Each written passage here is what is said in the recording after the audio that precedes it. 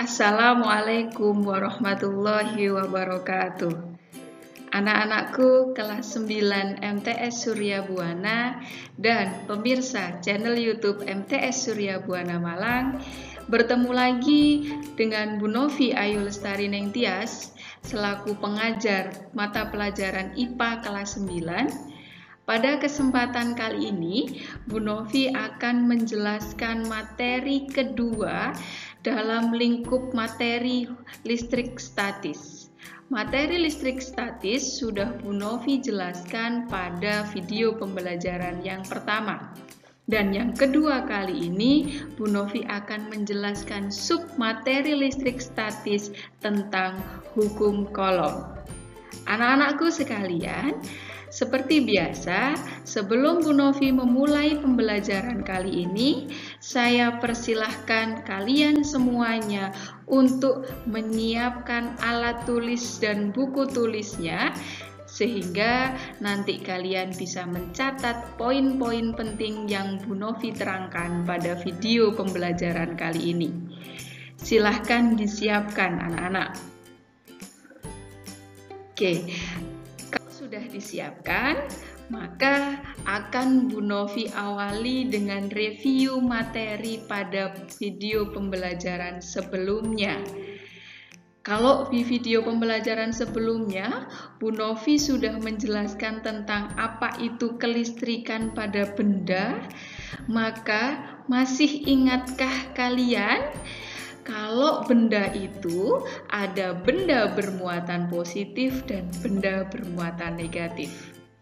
Saya ingatkan sekilas bahwa yang dikatakan benda bermuatan positif adalah benda yang memiliki jumlah proton lebih banyak daripada jumlah elektronnya.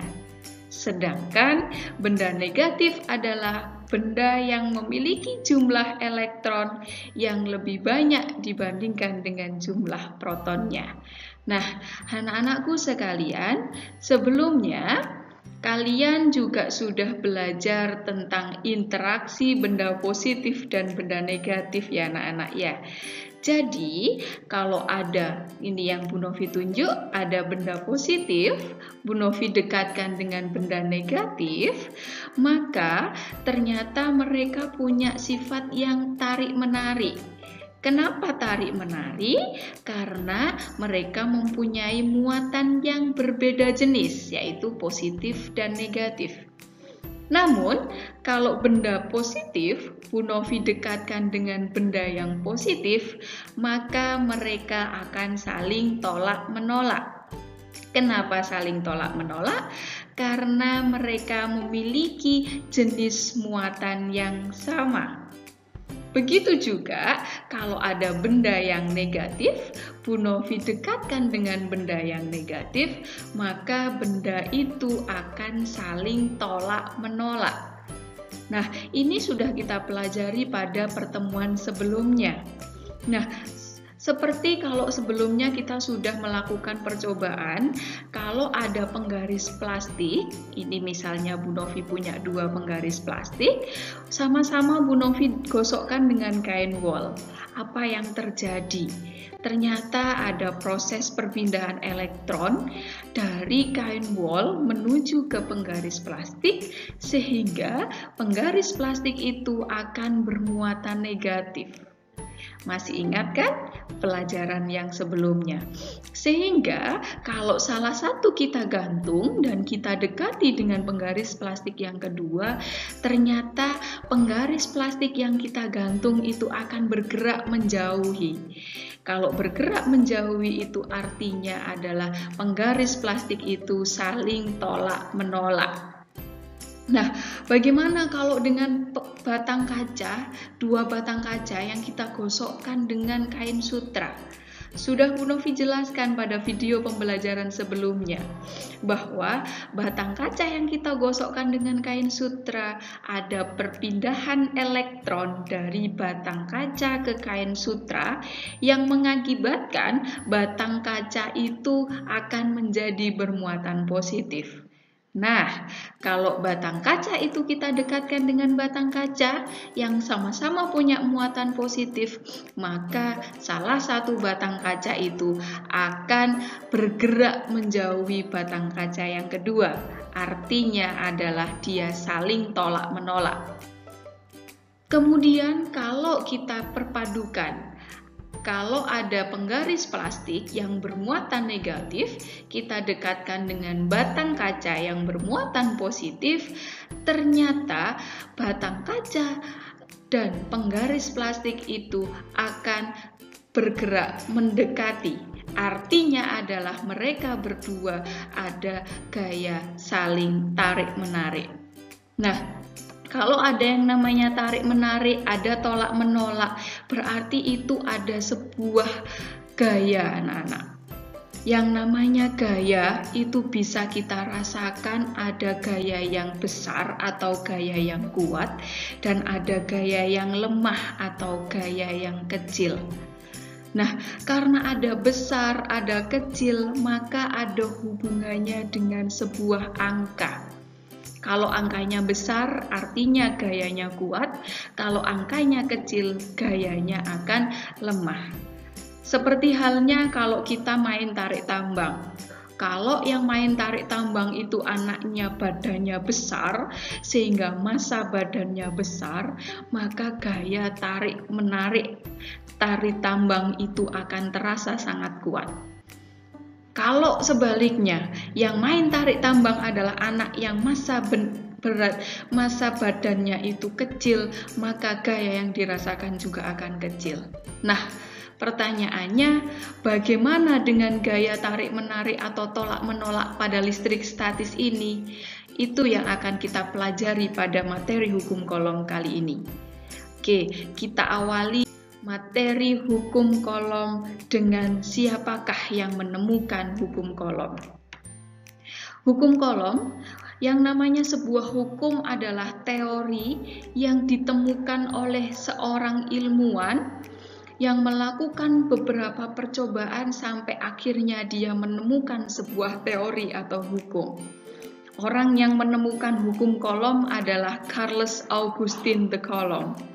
Ini adalah seorang fisikawan dari Prancis. Beliaunya lahir pada 14 Juni 1736. Ini dia adalah ilmuwan yang berpengaruh di bidang kelistrikan, anak-anak. Nah, Pak Coulomb atau Pak Charles Augustin de Coulomb ini dia percobaannya mengungkapkan, kesimpulannya dia mengungkapkan adanya interaksi dua buah benda bermuatan listrik. Ada gaya tarik-menarik, ada gaya tolak-menolak, ada yang kuat dan ada yang lemah. Dan Pak Coulomb ini nanti akan merumuskan sebuah rumus fisika yang kita sebut sebagai hukum Coulomb.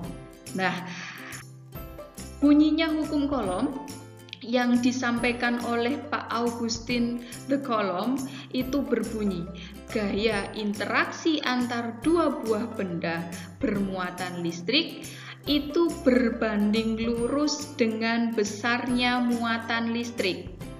Namun, berbanding terbalik dengan kuadrat jarak antara kedua benda tersebut. Saya ulangi, bunyinya hukum Coulomb adalah gaya interaksi antara benda bermuatan listrik atau kalau kita sebut gaya tarik-menarik atau tolak-menolak itu berbanding lurus dengan besarnya muatan listrik dan berbanding terbalik dengan kuadrat jarak antara kedua benda tersebut.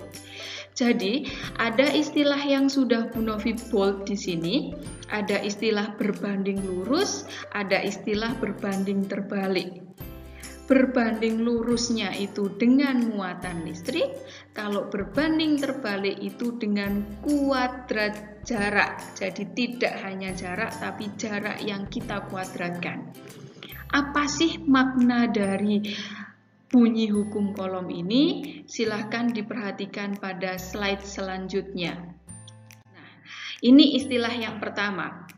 Tadi Bu Novi tulis bold bahwa gaya listrik atau gaya tarik-menarik dan tolak-menolak itu berbanding lurus dengan besarnya muatan listrik.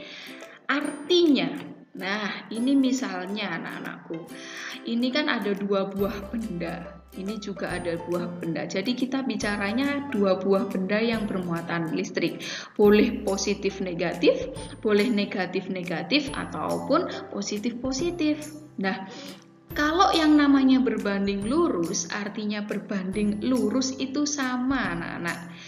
Kalau semakin besar muatan benda, jadi ini kalau bendanya ini semakin besar, maka semakin besar pula gaya tarik-menariknya. Ingat, yang namanya berbanding lurus itu kalau satunya besar, maka satunya ikut besar. Kalau dalam hukum Coulomb, artinya adalah, nih perhatikan gambar ini. Ini ada dua buah benda bermuatan listrik. Ternyata benda yang pertama ini dia itu muatannya semakin besar. Artinya adalah kalau semakin besar kedua jenis benda ini, maka gaya tarik-menarik atau tolak-menolak yang dirasakan kedua buah benda ini, maka dia juga ikut besar. Tapi kalau perhatikan gambar yang kedua, awalnya besar, ternyata Q1-nya ini atau benda yang pertama ini muatannya dia lebih kecil. Nah, kalau benda itu semakin kecil, maka gaya tarik-menariknya atau gaya tolak-menolaknya juga ikut kecil anak-anak. Jadi, Bu Novi ulangi, artinya adalah gaya berbanding lurus dengan besarnya muatan. Kalau muatannya besar, gayanya ikut besar. Kalau muatannya kecil, gayanya juga ikut kecil. Itu artinya adalah berbanding lurus. Ya, paham anak-anak? Silakan dicatat, artinya berbanding lurus adalah kalau gayanya besar. Kalau muatannya besar, maka gayanya ikut besar. Kalau muatannya kecil, gayanya ikut kecil. Gitu artinya hukum Coulomb yang pertama, ya. Nah, sekarang kita akan masuki arti hukum Coulomb. Nah, hukum Coulomb yang kedua itu dia berbunyi gaya tarik-menarik atau tolak-menolak itu dia berbanding terbalik dengan kuadrat jarak. Artinya apa sih anak-anak? Kok ada jarak di sini? Nah, tadi kan Bu Novi awalnya menjelaskan bahwa kalau ada dua buah benda bermuatan listrik yang didekatkan, artinya didekatkan itu dia tidak saling menempel. Didekatkan itu masih ada jarak di antara kedua benda itu, ya kan?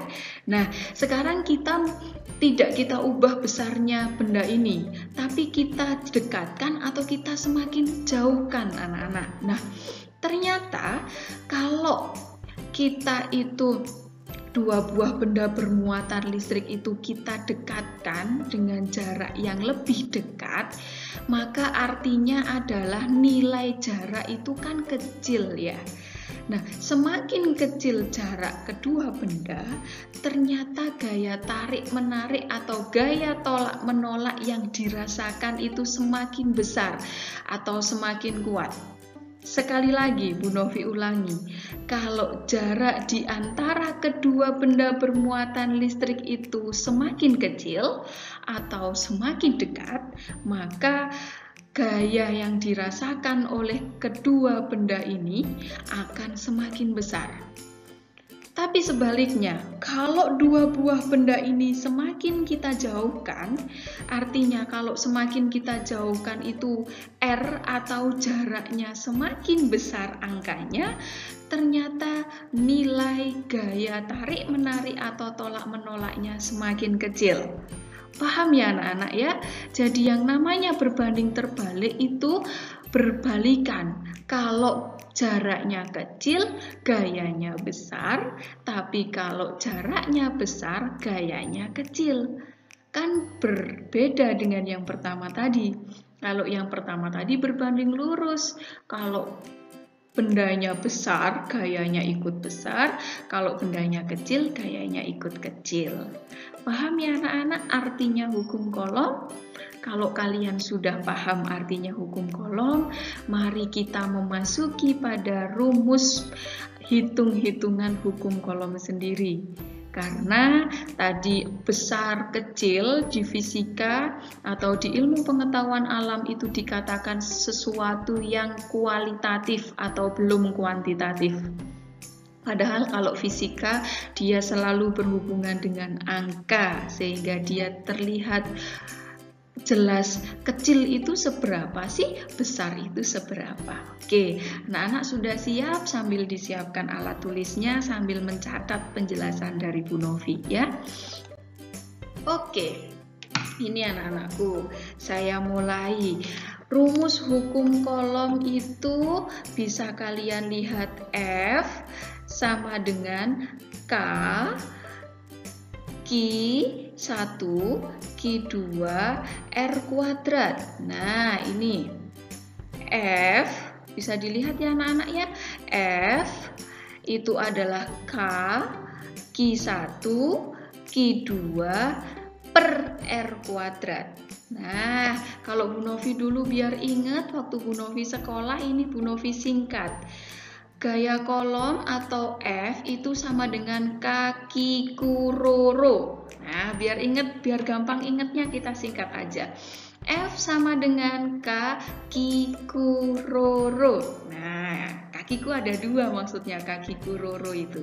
Oke, sekarang kita lihat apa sih itu F. Nah, F itu tadi sudah Bu Novi sebutkan berkali-kali. F itu adalah gaya.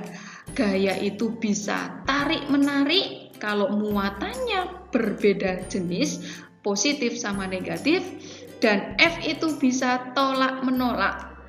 Ini arahnya berlawanan karena dia muatannya sejenis. Nah, paham ya? Kemudian ada huruf K. K itu singkatan dari konstanta. Yang namanya konstanta itu artinya tetap. Atau bisa kita sebut konstanta itu adalah angka yang sudah ditetapkan. Kalau sudah ditetapkan maka kita mengikuti. Berapakah konstanta itu? Konstanta itu nilainya 9 kali 10 pangkat 9. Ini ya. Yes, ini anak-anak. Oke. Nah, kemudian ada Q1, ada Q2. Nah, karena itu ada dua buah jenis benda ini anak-anak ya. Nah, yang namanya Q1 itu adalah besar muatannya benda yang pertama, benda yang ke-1. Kalau Q2 itu juga dikatakan sebagai besarnya muatan benda yang kedua. Oke, paham ya? Nah, kemudian dibagi dengan R. Nah, R-nya jangan lupa dikuadratkan. Ini sering terjadi kesalahan pada kakak kelasnya kalian bahwa R-nya tidak dikuadratkan maka nanti hasilnya juga akan salah. Oke, saya ulangi bahwa rumus hukum kolom itu adalah kaki kuroro atau K kali Q1 kali Q2 per R kuadrat. Di mana F atau gaya itu satuannya Newton, kalau K itu satuannya Newton meter kuadrat per kolom kuadrat, sedangkan Q itu besarnya muatan itu satuannya adalah kolom, sehingga nanti kalau misalnya dia adalah mikrokolom, itu maka harus kita jadikan kolom dulu. Sedangkan R itu satuannya adalah meter. Maka nanti kalau satuannya cm harus kita ubah menjadi meter. Oke, itu rumusnya anak-anak. Biar paham, maka Bu Novi akan langsung memberikan contoh soal.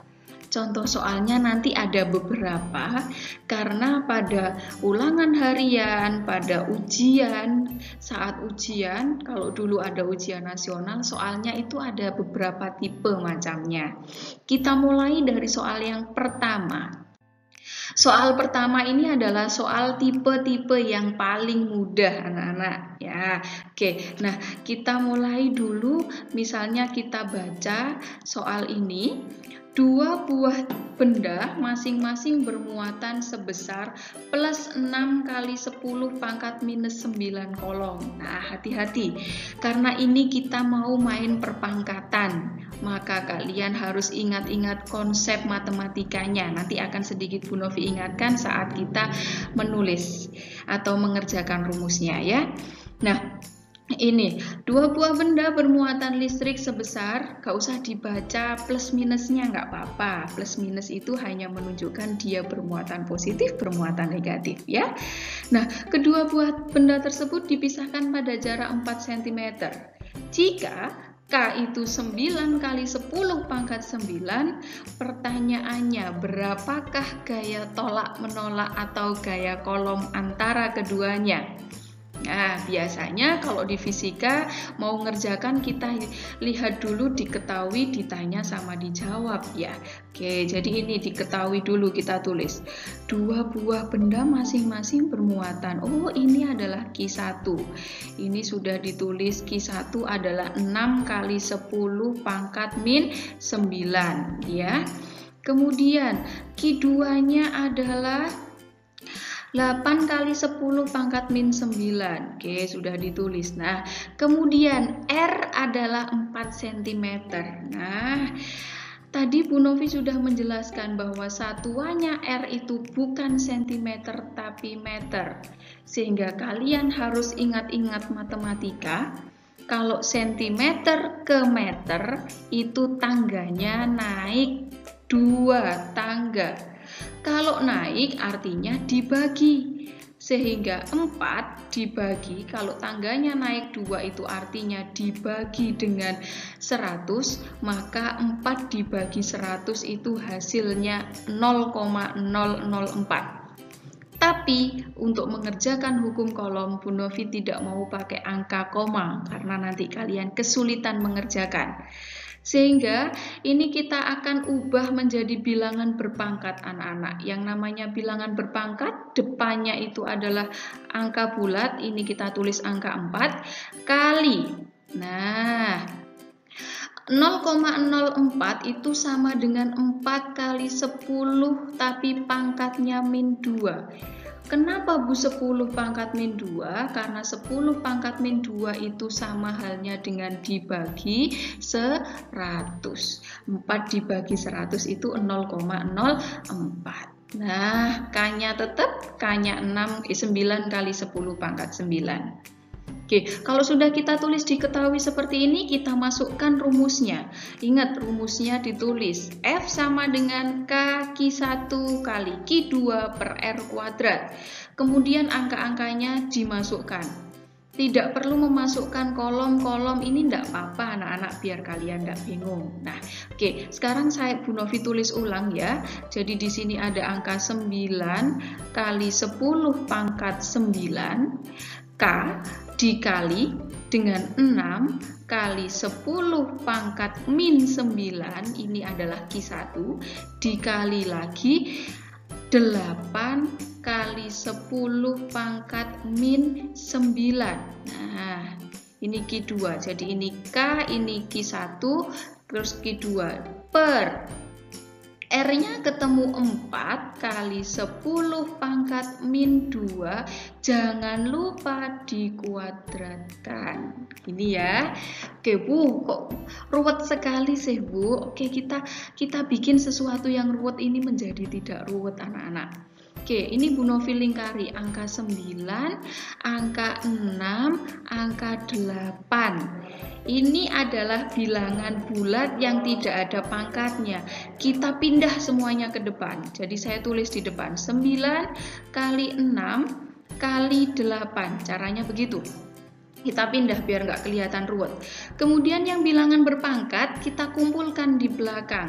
Dikali 10 pangkat 9 dikali 10 pangkat minus 9 dikali 10 pangkat minus 9 per, oke, ini ada Perhatikan, itu ada bilangan 4 kali 10 pangkat min 2 kuadrat. Caranya 4-nya dikuadratkan dulu.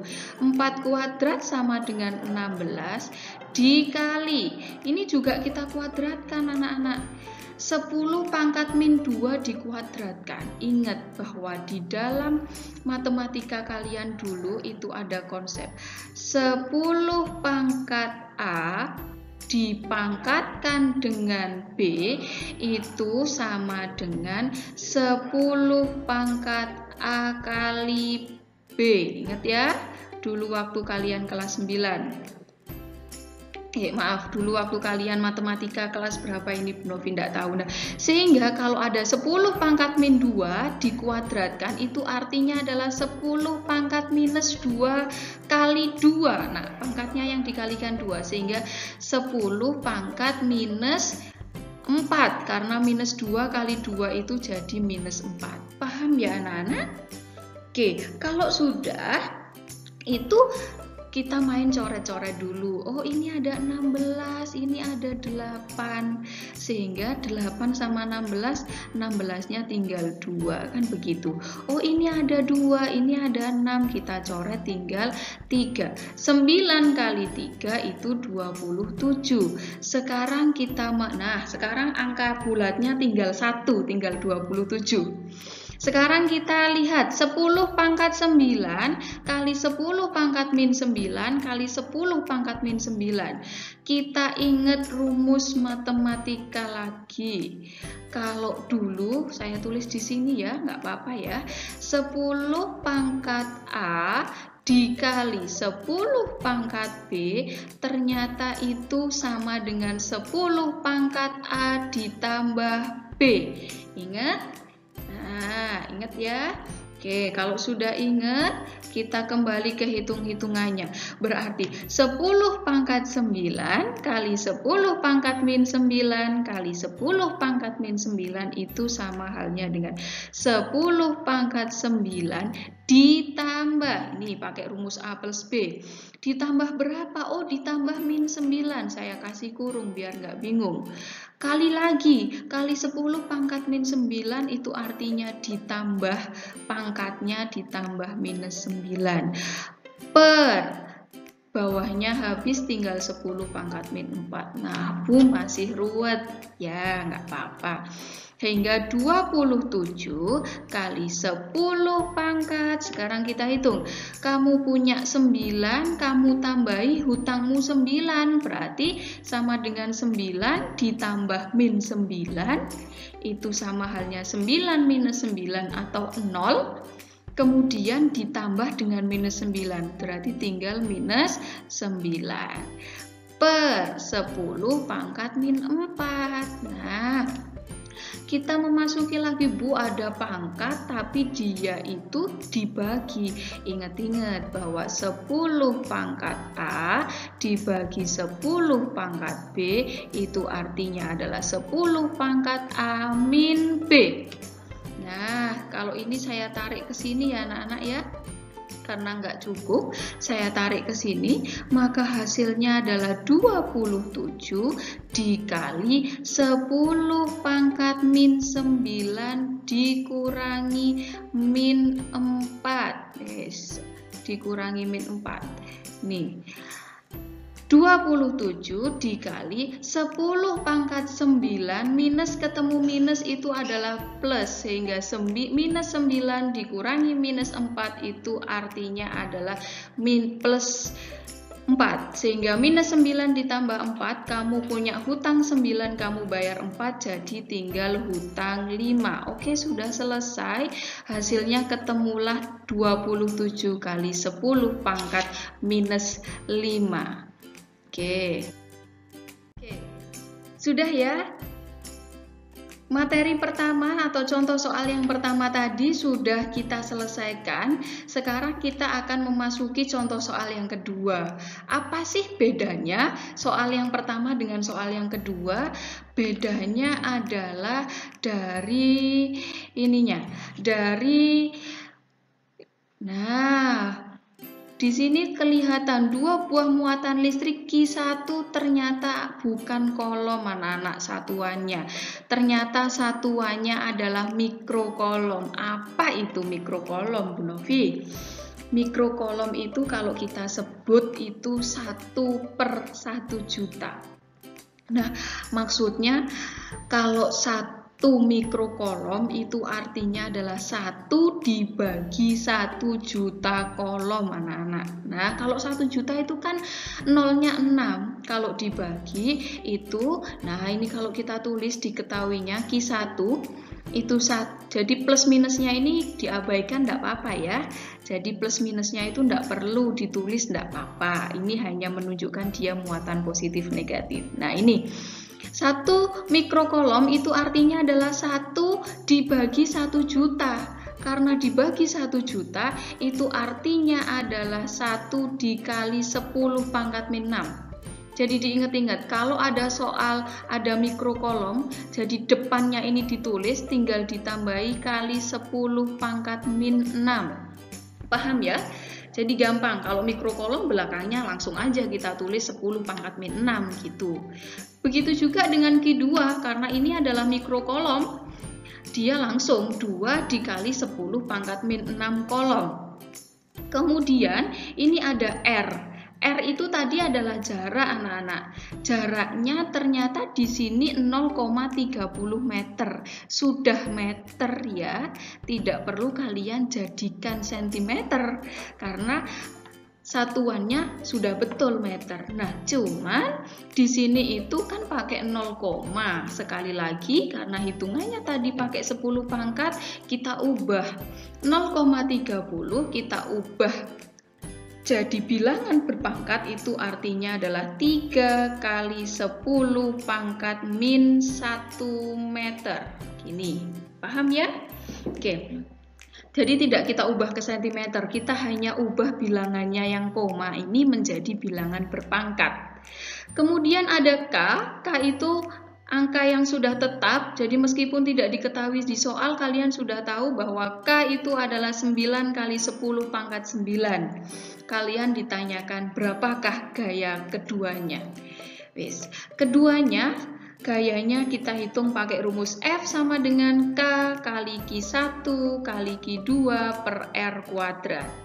Kita masukkan F sama dengan K-nya kita tulis 9 kali 10 pangkat 9 dikali Q1-nya 1 kali 10 pangkat min 6 dikali Q2-nya 2 kali 10 pangkat min 6 dibagi R-nya 3 kali 10 pangkat min 1, jangan lupa dikuadratkan. Oke.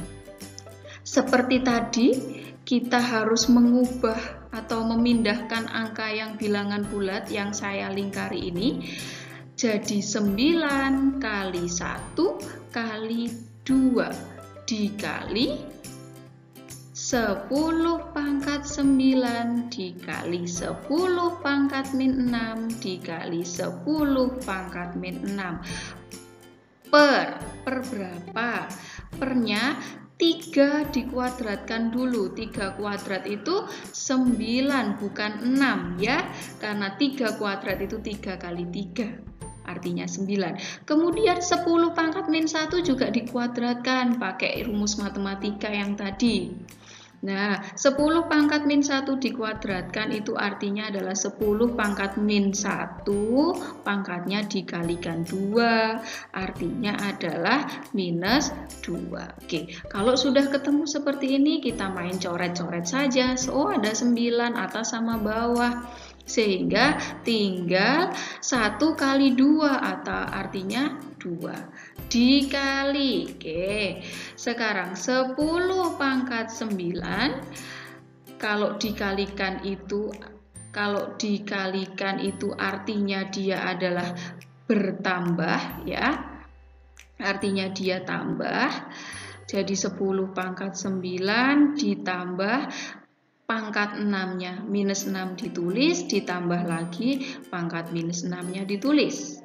dibagi 10 pangkat minus 2. Artinya 2 kali 10 pangkat, kamu punya 9 ditambah minus 6, berarti sama dengan 9 dikurangi 6 atau 3. Kemudian kamu punya 3 ditambahi hutang atau minus 6, artinya 3 dikurangi 6 itu minus 3 per 10 pangkat minus 2. Atau 2 kali 10 pangkat minus 3 dikurangi minus 2. Atau 2 kali 10 pangkat minus ketemu minus itu plus. Hutang 3 kamu bayar 2, berarti tinggal hutang 1. Nah, 2 kali 10 pangkat min 1 itu kalau kita tulis jadinya 2 kali 10 pangkat min 1 atau 2 dibagi 10 atau 0,2 apa? Newton. Paham ya? Gampang sekali hitung-hitungannya. Jadi kalau kalian ngerjakan harus runut kayak Bu Novi tadi, biar kelihatannya ruwet jadinya nggak ruwet. Paham ya anak-anak? Oke, itu adalah contoh yang F, K, Q sama R-nya ada angkanya. Tapi nanti kalau ada di soal HOTS atau Higher Order Thinking Skill atau soal yang levelnya tingkat tinggi, maka biasanya itu tidak ada angkanya anak-anak. Gimana itu Bu? Ini langgannya kalau dulu di ujian nasional seperti ini. Nih, soal-soal ujian nasional itu begini. 2 buah benda itu dia masing-masing bermuatan sebesar ini ada Q1, Q2. Jadi benda itu pas pakai kode, nggak pakai angka. Q1 sama Q2. Dia terpisah pada jarak R. Lah, kalau Q1, Q2 jaraknya R, itu gayanya itu disebut sebagai FC atau ya gaya kolom pertama. Lah, bagaimana kalau muatan yang pertama, jadi Q1 ini kita ubah 6 kali dari muatan yang pertama tadi. Nah, jadi kondisi awalnya itu begini.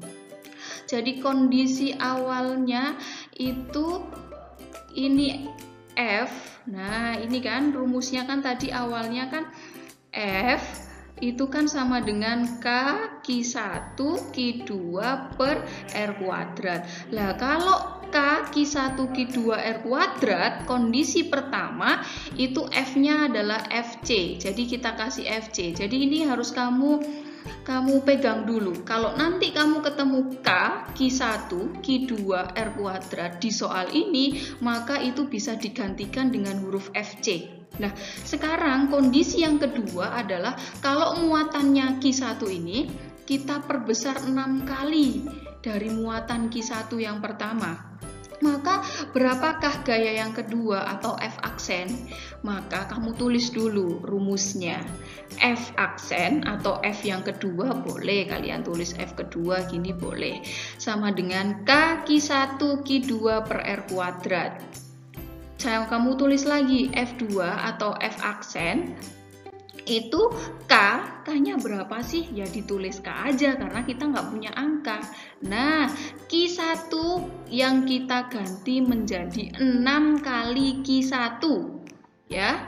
Kemudian kita kalikan Q2. Berapakah Q2-nya? Q2 itu ya Q2 per R kuadrat. Nah, sekarang kita pindahkan F aksen atau F yang kedua sama dengan 6 kali K Q1 Q2 per R kuadrat. Tadi Bu Novi sudah bilang, kalian kalau ketemu K Q1 Q2 R kuadrat itu boleh diganti dengan FC.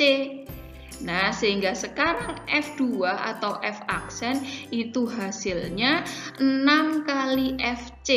Artinya adalah kalau muatannya diperbesar 6 kali semula, maka gayanya juga akan 6 kali lebih besar daripada gaya yang pertama. Paham ya anak-anak ya? Nah, jadi gampang sebetulnya anak-anak. Intinya kalau kalian runut, kalian sering menggunakan logikanya kalian biasanya lebih gampang. Nah, ini satu lagi soal yang sering kalian temukan nanti di ujian. Ini soalnya begini. Nah, ini sama, tidak punya angka. Q1, Q2 itu juga hanya pakai Q1, Q2. Yang berbeda adalah, kita baca dulu soalnya. Dua buah muatan besarnya Q1, jadi ada Q1 dan Q2, berada pada jarak R, memiliki gaya kolom sebesar Fc. Pertanyaannya adalah, berapakah besarnya gaya kolom kalau yang diubah adalah jaraknya? Yuk, sekarang yang diubah jaraknya. Kalau soal yang ketiga tadi, yang diubah adalah besarnya muatan Q1. Oke, gimana? Gampang. Jadi, kalian silahkan tulis dulu. Oh, Q1 itu ya Q1, kan begitu. Q2 ternyata Q2 awalnya. R ternyata juga R. K kita sudah tahu K. Nah, dari ini itu adalah kejadian awal, maka rumusnya kita tulis F sama dengan K Q1 kali Q2 per R kuadrat. Karena ini tidak menggunakan angka, ternyata K1 kali Q1 kali Q2 per R kuadrat itu bisa kita simbolkan dengan FC, ya kan? Yes, ini sudah ketemu kondisi awal. Nah, sekarang kondisi akhirnya ternyata R-nya itu dia diperbesar jadi 4R. Berapakah F-nya? Berarti kita tulis dong, F sama dengan K kali Q1 kali Q2 per R kuadrat. Ini kita mau cari F yang kedua. Nah, F yang kedua, K-nya diubah apa enggak? Enggak ada kalimat diubah, sehingga K-nya tetap. Kemudian, Q1-nya diubah apa enggak? Tidak ada kalimat diubah, sehingga Q1-nya tetap. Kemudian, Q2-nya diubah apa enggak? Ternyata dia juga tetap, anak-anak. Yang R-nya ternyata dia diubah menjadi 4 kali R. Jangan lupa dikuadratkan. Tidak boleh kalian tulis 4R kuadrat, ini salah. Yang betul ini 4R kuadrat. Kalau 4R kuadrat artinya yang kamu kuadratkan hanya R-nya saja. Tapi kalau dia dikasih kurung dua-duanya, 4-nya itu juga ikut dikuadratkan. Nah, sekarang kita ubah. K ini Q1, Q2 tetap. Nah, 4R kuadrat, 4 kuadrat berapa? 16 dikalikan R-nya juga dikuadratkan, R kuadrat, kan begini. Nah, perlu kalian tahu bahwa ini yang saya lingkari, K Q1 Q2 per R kuadrat itu adalah bisa disimbolkan dengan FC, kan? Sehingga hasilnya F2 itu sama dengan FC per 16, atau bisa kita artikan bahwa F2-nya jadi 1/16 FC. Oke, sudah selesai anak-anak. Jadi, kalau muatannya itu jaraknya diperbesar 4 kali, ternyata gayanya jadi 1/16 kali gaya yang pertama. Oke, gampang ya anak-anak ya? Gampang. Oke, anak-anakku, ada latihan soal yang harus kalian kerjakan, mirip dengan 4 contoh soal yang sudah Bu Novi terangkan. Silakan dibuka Google Classroom-nya di kelas IPA. Kalian nanti akan mengerjakan soal, minta tolong dikerjakan dengan runut seperti yang Bu Novi terangkan. Nah, materi-materi tentang hukum kolom inilah yang Bu Novi sampaikan hari ini. Semoga bermanfaat untuk kalian. Minggu depan atau di pertemuan selanjutnya kita akan membahas tentang medan listrik dan potensial listrik. Nah, ini akan kita bahas pada video pembelajaran yang selanjutnya.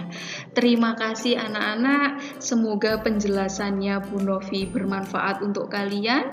Semoga kalian bisa memahami sehingga kalian bisa mengerjakan soal-soal yang Bu Novi berikan atau soal-soal yang kalian temukan tentang hukum kolom. Terima kasih anak-anakku, sekian dari Bu Novi. Selamat menikmati sisa hari ini. Terima kasih. Assalamualaikum warahmatullahi wabarakatuh.